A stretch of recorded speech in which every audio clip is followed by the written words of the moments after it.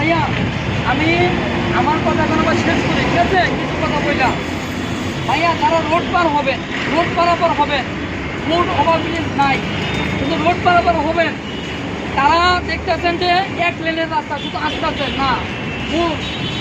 এই বাংলাদেশে এমনো গাড়ি আছে, এমনো গাড়ি আছে, আপনার দুই দিকে তাকাতে হবে। যারা রোড পার হবেন দুই দিকে তাকিয়ে রোডটা পার হবেন। আর মোবাইল হাতে নিয়ে রোড পার হবেন না, কথা বলতে বলতে রোড পার হবেন না, মোবাইল থাকবে পকেটে। রোড যখন পার হবেন তখন আপনার মাইন্ডের একটা বিষয় যে আমি রোডটা পার হবো, তারপর টাকার ওপর। কারণ আমাদের বাংলাদেশ এখন এই রোড পার হতে দেয়া অ্যাক্সিডেন্ট হয়।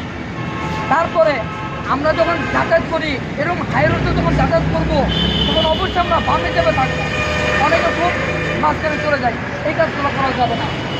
শুনে এই রোডে যখন আমরা নামবো তখনই মনে করতে হবে আমাদের দুর্ঘটনা অনিবার্য, খুব আছে। অতএব এই দুর্ঘটনা থেকে আমাদের নিজেদের বিরত থাকার জন্য সচেতন থাকতে হবে। আমরা যখন এই হাই রোডে হাঁটাতে যাবো, হ্যাঁ মোবাইলে ফোন আসবে, আমাদের বামে চেপে কথা বলতে হবে, কোনো সময় মাঝখানে দেওয়া যাবে না।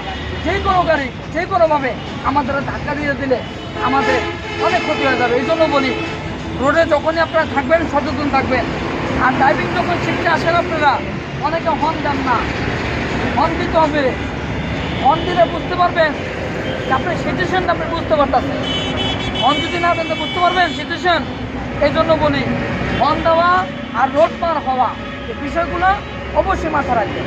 আল্লাহ হাফেজ।